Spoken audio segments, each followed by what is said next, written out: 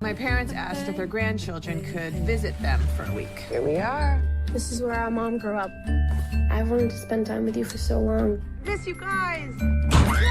Mom, we're having a great time. I have not seen your Nana this happy in years. Bedtime here is 9:30. It's probably best you two shouldn't come out of your room after that. See you in the morning. 9:30? 9:30.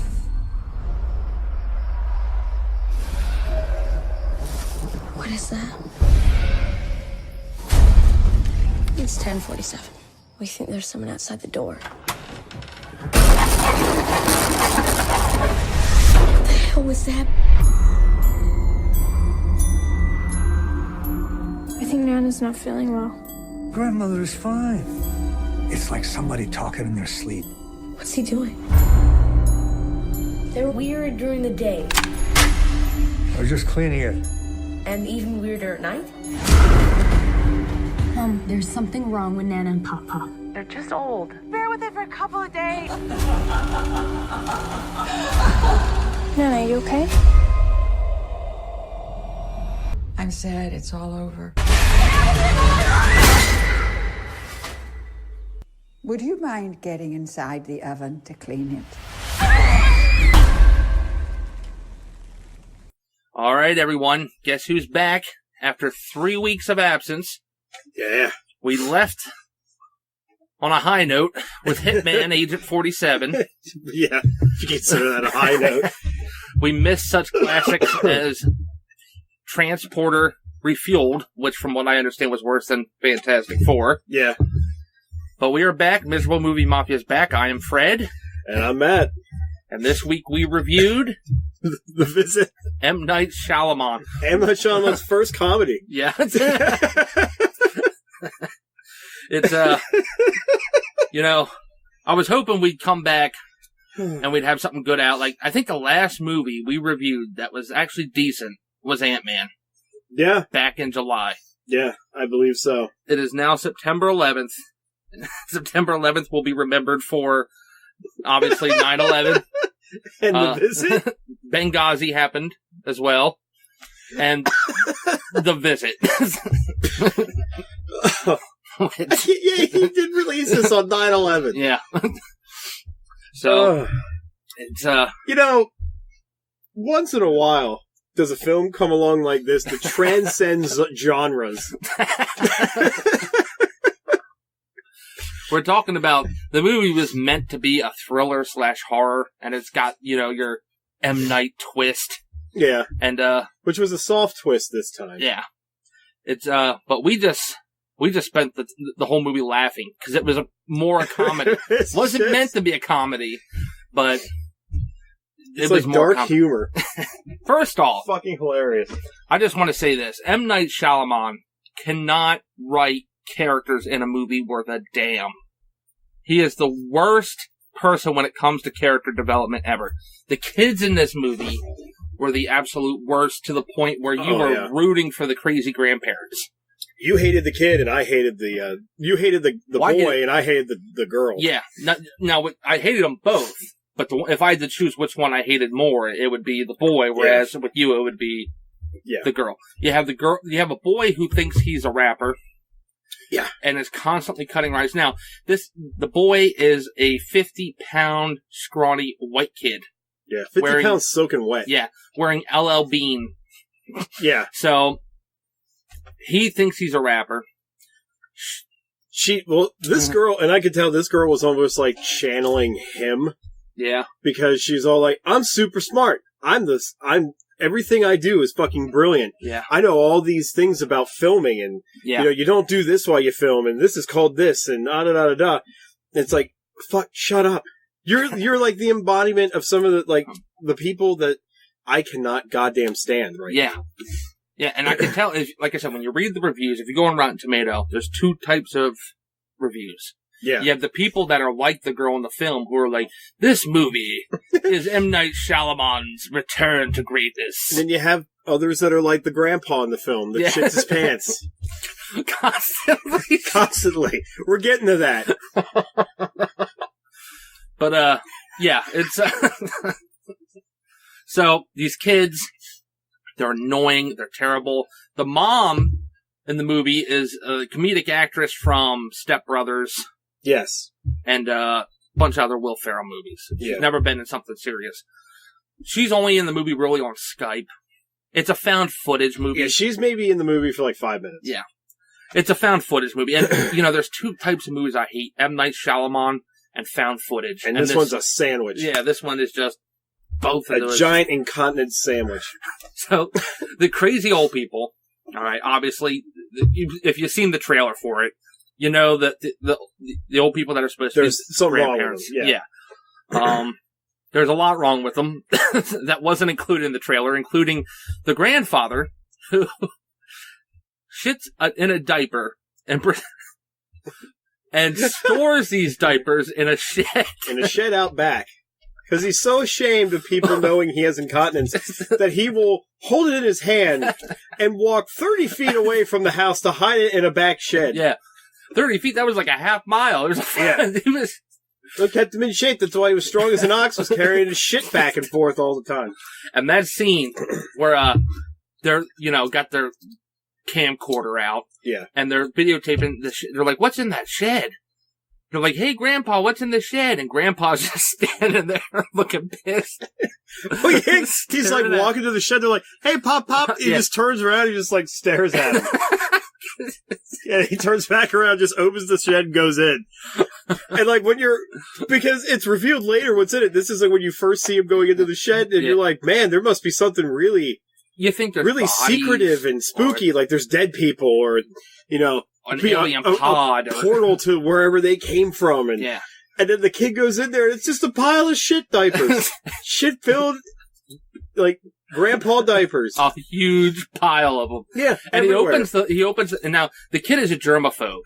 All right. Let's just put that out there. The kid is a germaphobe. Like I said, germaphobe, white suburban kid who thinks he's a rapper. Already you're getting the idea that this kid is the absolute worst. Right. Which is funny because I've caught a couple of times where in the film they explain that he's such a germaphobe. Like he has to open doors with a paper towel. No, let's not get the germs. He goes into that shed, no gloves on outside, and he just grabs that shed door and opens it up, no problem. Yeah. He doesn't have a paper towel or nothing. He's opened several doors in the movie without a paper towel. Yeah. And he picked up the shitty diaper and opened it. Barehanded. Barehanded opened it. And he's walking in going like, it smells like shit in here. Now, if I walk into a building and I smell shit and I see diapers piled up in a corner, I'm not touching those motherfucking things. I know you're a kid, but you're not a fucking retard. So he's a germaphobe who opens... And I just got to say this. One thing I will give the movie credit for is the practical effects for the people who designed what was inside the diaper. It looked real. Yeah. That was great.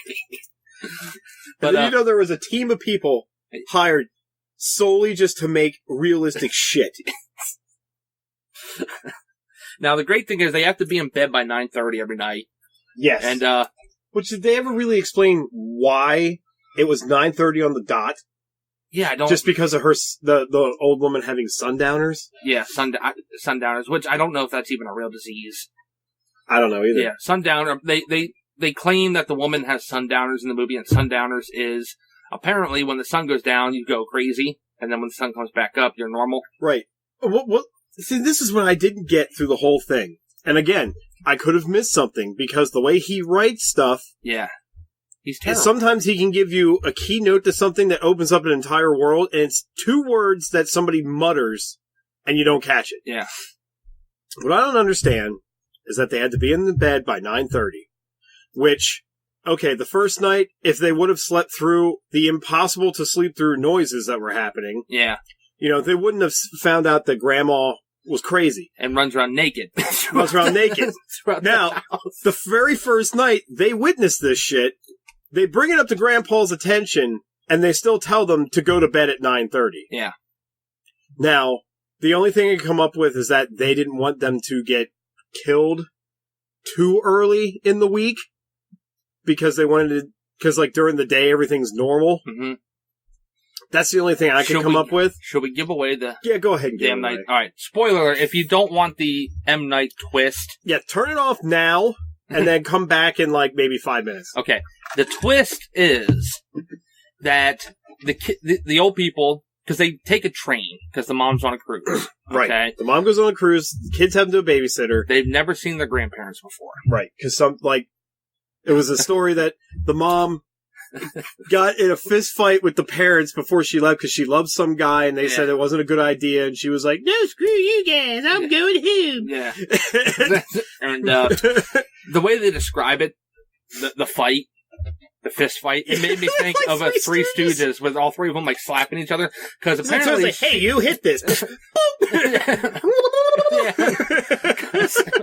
She went, according to her story, she went for the door. The mom slapped her. She punched the mom. Then the dad came running over and said, like, stop it, you nitwits. Punched the daughter in the face. Yeah, punched Then the we daughter. all stood there and looked at each other. Yeah. And I turned around and left. So, that's the, but, that's that backstory. So, the kids haven't seen the grandparents. They make up, kids are going to stay with the grandparents.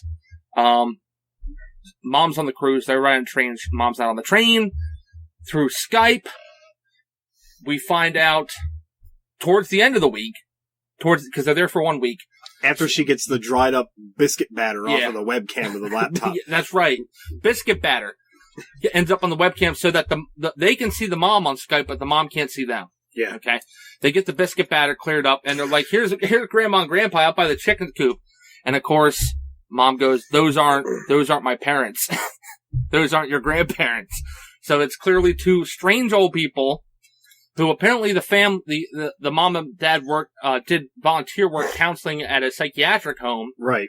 And these two people from the psychiatric home killed the grandparents and because the grandmother killed her children. Yes.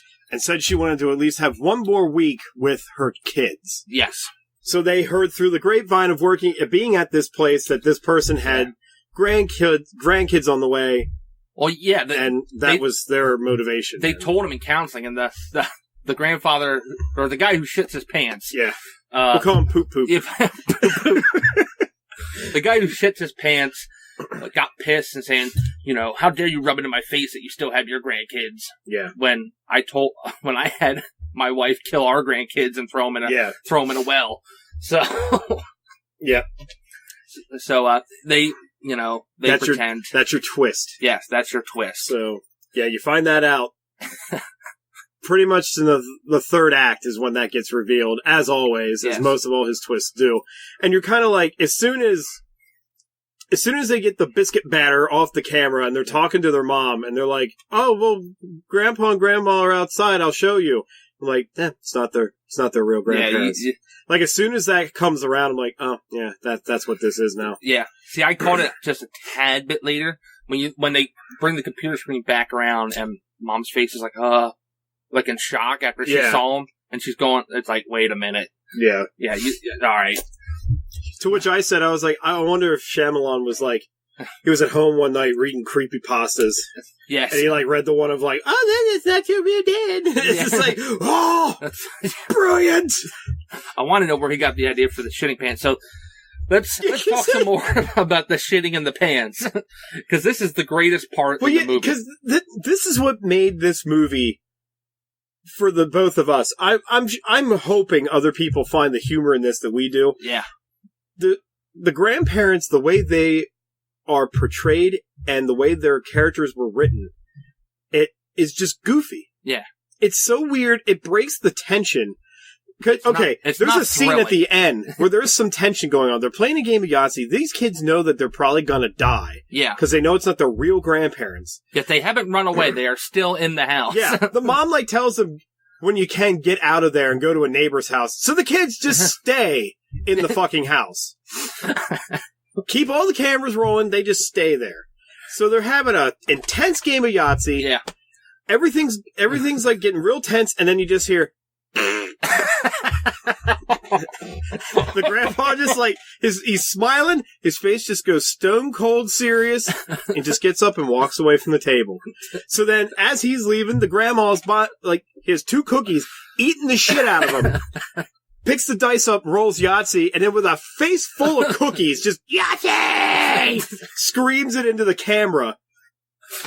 That scene where he shits his pants. It's the funniest thing I've seen all year. Was the most brilliant thing M. Night Shyamalan has ever done. Just the way it is shot. That 30 seconds of gold is funnier than the whole Vacation movie. Yeah.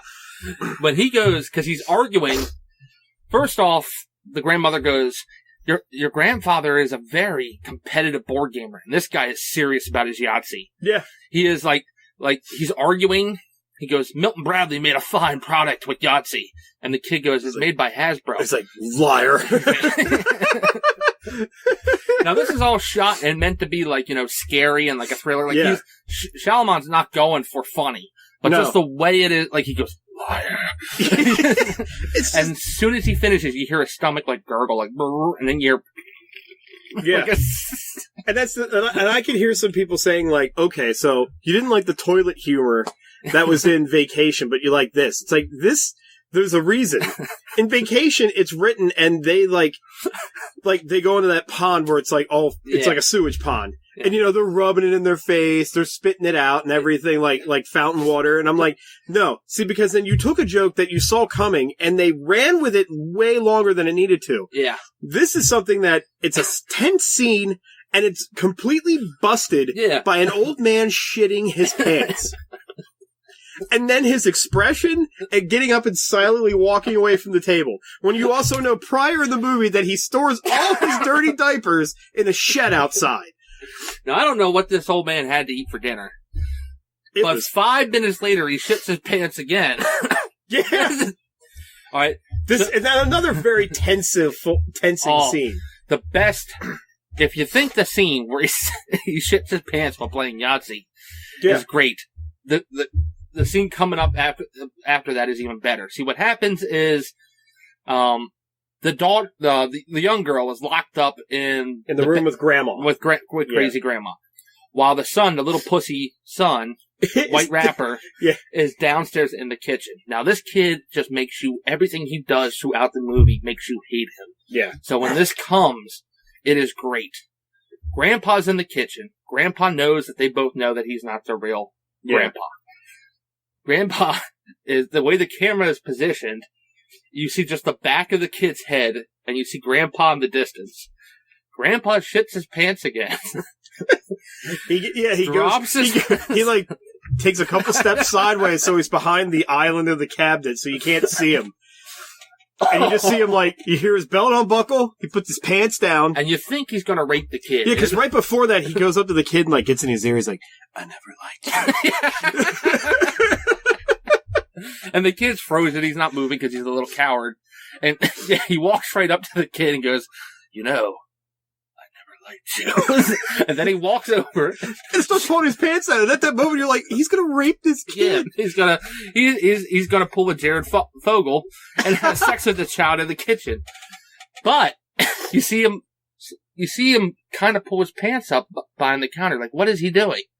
And you just see his hand with the diaper. Yeah, just hold it like it's a fucking freshly baked pie. Yeah. And he just drops it on the counter. He does all of this without blinking once. No, stone cold serious on his face. Flops it up onto the counter. Finally picks it back up. Slowly walks over to the kid he hates. And goes, don't you have a problem with germs? And the kid's like, and he opens it up, opens the diaper up, and smears in the kid's face. That right there, I was like, this beats the last month and a half of movies. Oh, it was perfect. We've seen. That right there was gold. The rest of the movie was pretty bad. Yeah. But that scene where he smears that kid. The old guy was the best thing in that whole movie.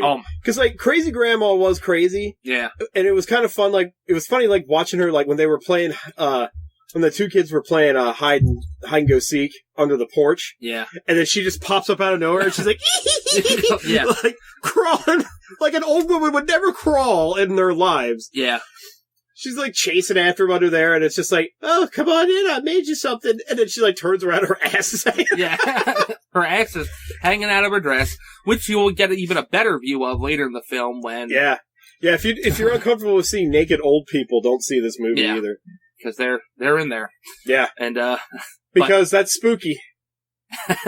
I mean, yeah, it's unsettling, but I'm not like, I wasn't scared. I'm scared. What's going to happen? I wasn't scared. This movie didn't thrill me. It didn't scare me. It made me laugh at the old people. There was one time I jumped, and it's only because I was about to fall asleep. Yeah. And it was like that scene where they hid the camera in the living room. She comes and up. You see her walk past, and all of a sudden she just pops up from below. Yeah. I'm just like sitting there like half out, and I just hear like this, like scream like that, and then of course the music's like, yeah. I was like, oh, what the fuck happened? Yeah, it's I've read online some reviews. People are claiming this is M. Night Shyamalan's return. First off, he was never that good to begin with. His claim to fame, The Sixth Sense, and I'm a super huge Bruce Willis fan. Yeah. You can't watch it more than once. You can't watch any of his movies more than once. Because once you see the twist, you're like, okay, well. And then you go back, I've tried to watch The Sixth Sense again. Uh-huh. I've watched it once or twice after I've seen it the first time. Probably the Bruce Willis movie I've seen the least. Uh-huh. And well, what about Unbreakable? Unbreakable's the same thing. Unbreakable, I didn't really like it the first time around. The only thing I found enjoyable was Samuel L. Jackson's facial expressions. Like when he's like in the wheelchair in the comic book story, he's just like the guy's just staring off like at the ceiling, and the guy's like, I need to get some chicken in me. The store's closing. And he finally picks he's like, I'll take this one. Yeah. And the whole twist at the end of Unbreakable I didn't like, where Samuel L. Jackson's the villain. Mm-hmm. And Bruce was the comic book character. I love Mel Gibson. Signs, I was extremely pissed at. Yeah, and this is another, like in Signs, a lot of the problems people had was like, oh, it was like God was telling him about the baseball thing, swing away and all that, and that's why the bat was there. Mm-hmm. Blah, blah, blah. There's something like that in this one as well. Yeah. Because earlier in the movie, the boy's talking about how he played football, pee-wee football, and he froze, and he was all scared because he was like the last defensive line, and he couldn't tackle the kid. And blah, blah, blah, blah. So at the end, when when Poop Poop is about to he's about to unload. I'm trying to come up with as many puns as I can get out of it. He's about to unload on him. He decides. He just screams like, I'm not gonna run away! I'm not gonna freeze! And this 50-pound kid that's maybe 2 feet tall tackles a full-grown man who, earlier in the movie, assaults a younger person on the sidewalk. Like a 20-something. Yeah, like a 20-something young guy on the sidewalk and kicks his ass. Yeah. This little kid manages to knock him over enough that he lands on the floor and then proceeds to open the refrigerator door and slam his head in it. Yeah. Enough to basically, I guess, crack his skull. I'm assuming. Yeah. So, it's, again, sports saved the day. Yeah. I don't think and I've told you this in the car, M. Night Shyamalan loves himself. He has got probably one of the biggest egos on the Signs DVD. I bought Signs. Okay, because it had Mel Gibson in it. I was watching the special features, and they have like a 2-hour interview with M. Night Shyamalan. And the interview is done with M. Night sitting in a chair, talking about how brilliant he is, while behind him, framed, is a massive picture of that Newsweek cover that came out that said the next Spielberg. And it had M. Night on it. And he's, posing with his hand on the chin, like, yeah. I remember that he tried to look noble as fuck, and it just came off as pretentious. Yeah, he is. He's pretentious. He puts himself, he's a horse's ass. Now, there are directors, Spielberg, Well, yeah, he has his very pretentious moments. Yes. Cameron, but I got news for Abrams. Abrams, but he puts out good shit. Yeah, they put out good shit. Yeah. Shit that I can go back and watch, We wouldn't have Jurassic Park if it wasn't for Spielberg. We wouldn't have Terminator 2 if it wasn't for Abrams. Or for Cameron. Abrams. Oh, I was not Cameron, I'm sorry. But Abrams, Abrams does good. Yes. Yeah. His Star Trek movies were good. Yeah. He's done some good stuff. He's got the Star Wars movie coming out. Yeah. He's got work. Yeah. And it's stuff that people are going to go see. M. Night doesn't. M. Night had made a movie. The Sixth Sense came out in 1999 during a time of year when there was nothing else out but shit. Yeah. Okay? And it was something new that people hadn't seen. Oh, it's the twist at the end. Oh my God, Bruce Willis is actually, dead. You know? Which I don't understand, because, like, prior to him doing his whole twist shit, there's been other movies out way before then that did it better than he did. Mm-hmm. I mean, like, you look at Memento, for God's sakes. Yeah. Now, I know that was something I raved about in one of our other podcasts about it being, like, a very overrated movie. Yeah. Like, I think it's great, but I don't think it's, like, people, like, flock to that stuff like flies on shit. They're like, oh my god, it's the most cerebral experience. I'm like, no, shut up. Yeah. You're looking way too much into it. Exactly. But that movie was good for a twist plot like that. Identity. That was a very good twist plot horror movie. Yeah, you know? that's the one with John Cusack. Yeah, John Cusack. You find out in the end, they're all just characters inside this mentally insane person's mind. Yeah. And it's just like, oh, awesome. Right. Like, that was done well. I go in and see something like, you know, because the first time I saw anything he did, Will was like, well, if you like that kind of twist stuff, he's like, here, you can watch this. I don't know if you're going to be happy about it, though. And he hands me The Village. So I'm sitting here watching The Village because seen all the trailers, and I'm like, it looks like it's a scary monster movie, like set back in old times, and da-da-da-da-da. And I like that kind of stuff. And then the moment they show, it's like, oh, it's just a costume in somebody's shed. Yeah. There's that first twist. They're scaring them all to keep them in there so the monsters aren't real. Then she leaves, and you find out they're just inside a national forest preserve. Yeah. That some rich guy bought the airspace for so planes wouldn't go past. Yeah. And all that shit. And I'm like, that's so dumb. Yes. Like that, you totally ruined it all. Like you made something that was fantastical and then just made it plain. Yeah. And that's not what we came for. Exactly. That was his twist on top of a twist. He thought to himself, how do I top the twist? Yeah. I put a twist. Another twist. On top of the twist. And then he's done a lot of shit movies. The Village. I know you said you like Lady in the Water. I like it just because it was actually an original story. Let's just put it that way. As much as things, even when you can say something's original, it's not really original anymore, but at that time there wasn't much out that was like, oh, here's a fairy tale with real life perspective. Mm-hmm. I was kind of like, all right, that's kind of cool.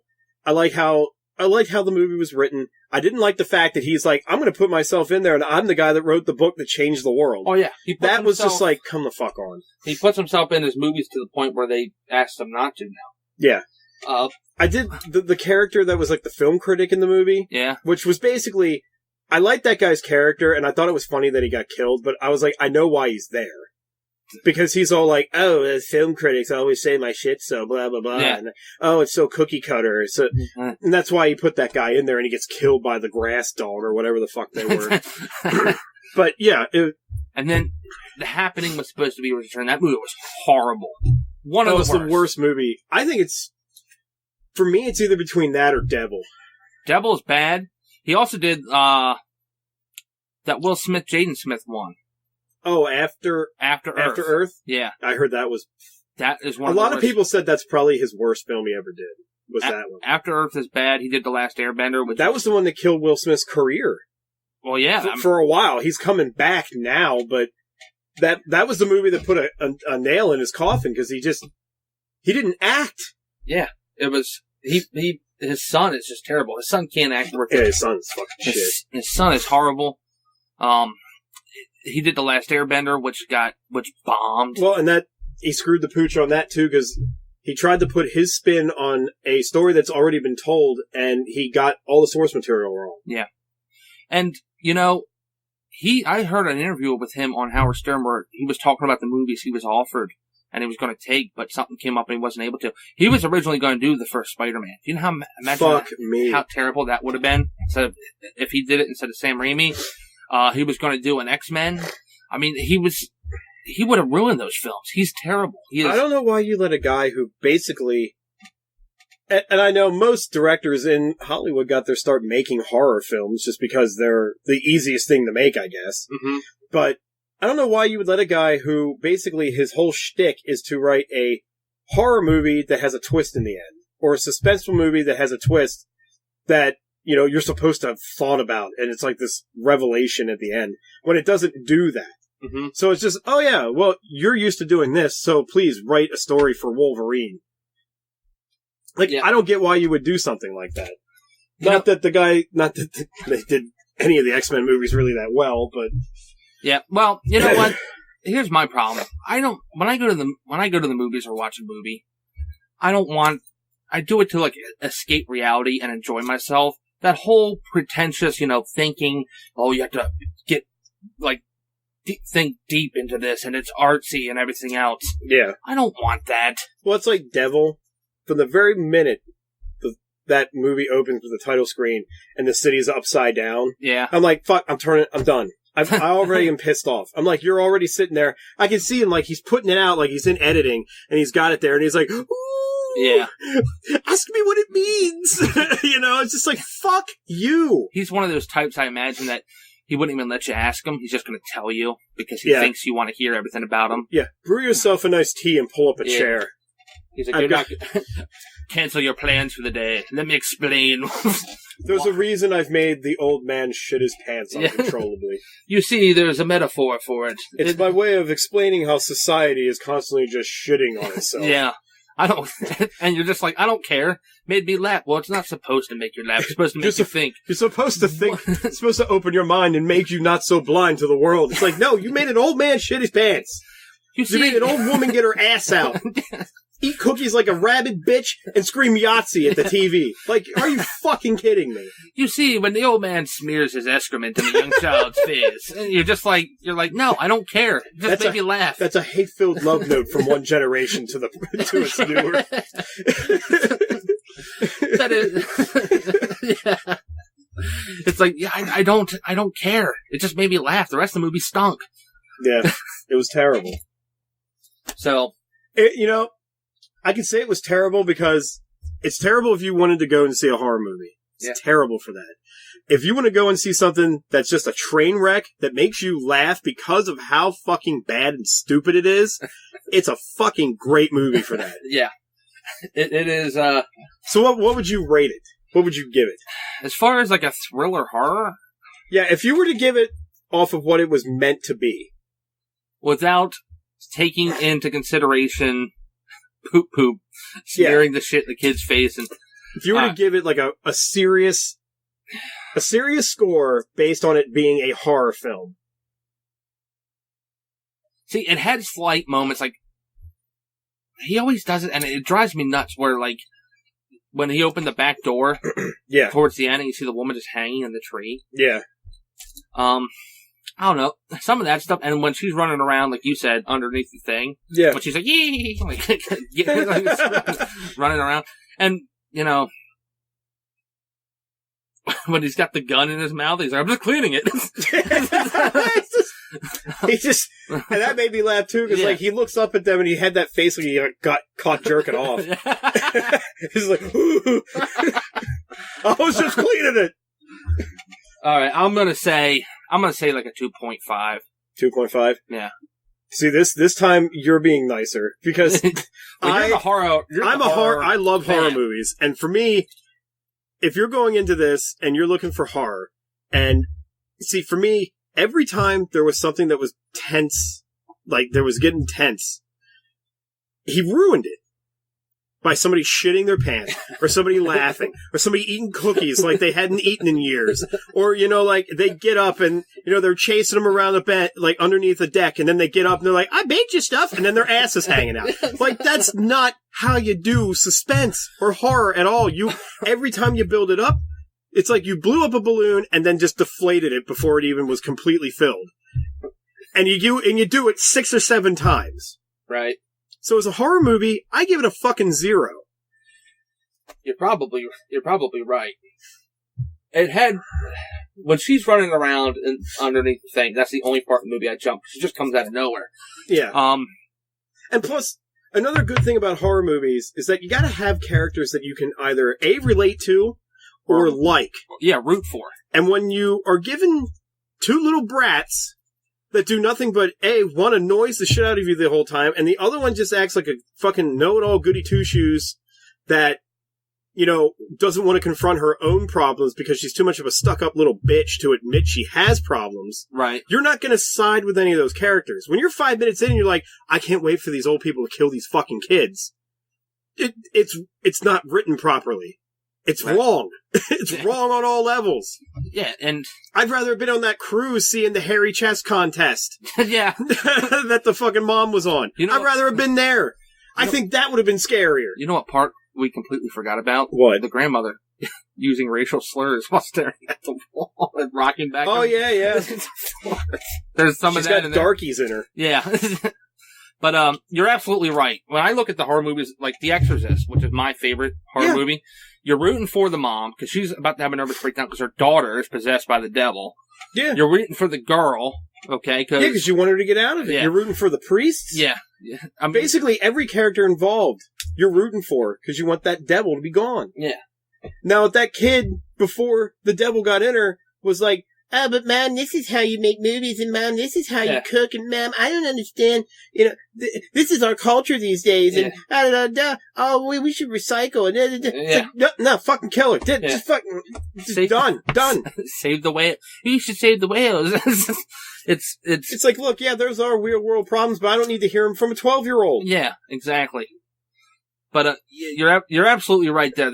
They were so annoying. You just couldn't root for them. You couldn't root for them at all. And The Exorcist had comedic moments. Yeah, it did. Like when that one priest is like, I don't know what he said something to her, and then she just like grabs his nuts and like lifts him up off the floor. Oh, the psychiatrist. Yeah, it was a psychiatrist. Yeah. He like has her hypnotized. Yeah, and he's like, "Can I speak with Mr. Howdy?" Yeah. She's like, "He doesn't want to." She's like, I need to speak with Mr. Howdy now. And he's like, picks him up like the ultimate warrior. Yeah. So, and that had, like you said, that had a comedic. It probably wasn't supposed to be comedic, but it was. And the conversations, like, I feel bad about this, but you laugh when everybody laughs. It was like, "Fuck your mother." Yeah. But when he's having the conversation, when he first goes in to meet her, and he's having the conversations back and forth with her. Yeah. And, she's going back and forth like, "Your mother's in hell sucking cocks, man." Yeah. Well, everybody laughed at that. Yeah. But that's a dark joke that fits within the realm of what's going on. Yeah. You can't have an old man that shits his pants playing Yahtzee at the night that they're going to kill 2 young children. Yeah. And then later, 5 minutes later, you have him putting shit in the kid's face. It's not horror. I will say this. I might buy this on Blu-ray just for the old guy. That old guy just like fast forward it. Yeah. I'm sorry. Go ahead. That old guy got assigned the part of the crazy guy who shits his pants. All right. And he said, "You know what?" He said, "Yes. I'm going to give this thing 110%. And I hope when the Blu-ray for this comes out, there's chapter selections. Yeah. And like right there at the Yahtzee thing, it says things get shitty.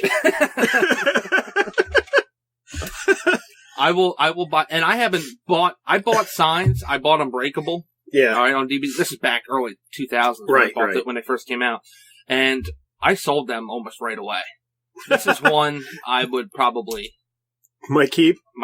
The only other M. Night movie I own, I actually don't own Unbreakable, even though I do own The Sixth Sense, because...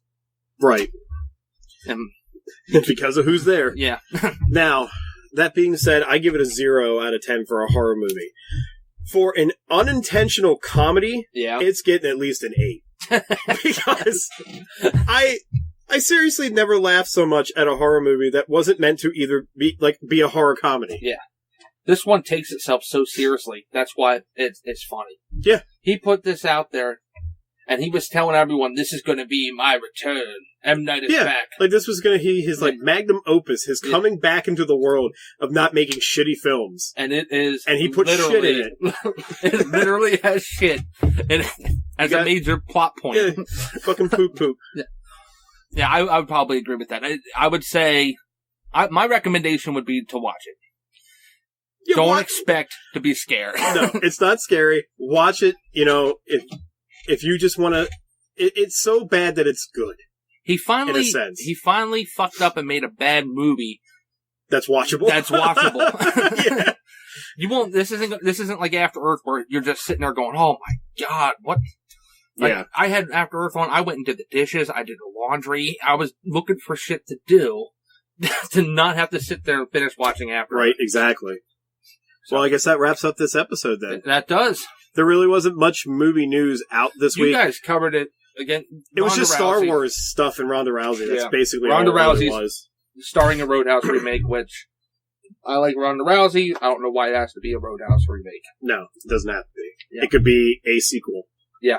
And, like, it'd be his daughter or something. You just make a original idea movie where she's the lead character and she's fighting people. Yeah. You can do that. Exactly. So, I want to remind everyone, you can find us on iTunes. You can find us on grindcast.libsyn.com. You can read all of Fred's extensively in-depth text reviews of movies we've seen at miserablemoviemafia.wordpress.com. And you can check out all of our stuff at our YouTube channel, youtube.com/c/grindedword. And I know you got something you want to plug. Yes, I do.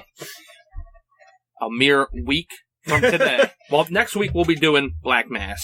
Yes, Johnny Depp which movie. I'm so excited to see. That might actually finally took us a month and a half, but finally we're getting into some decent films coming around. Yeah, but 1 week from today, we will be going to see the man, the myth, the legend, John Trapper Teese, the leader of the Ames team on Mountain Monsters. I know you've heard us talk about them before in depth on other Grindcast episodes. Yes, so. Look forward to that. We're going to be lots of pictures up. There's going to be lots of information up. Yeah. And I'm sure we'll probably, the episode we do after we visit there, I'm sure there'll be a lot of discussion. Oh, I'm pretty sure. I know I'll be wearing my John Trapper t-shirt. John Trapper t-shirt. But, oh, that's great. That's coming up here as well, so look forward to that. All right. Until next time, guys, thank you so much for listening, and we'll catch you in the next episode.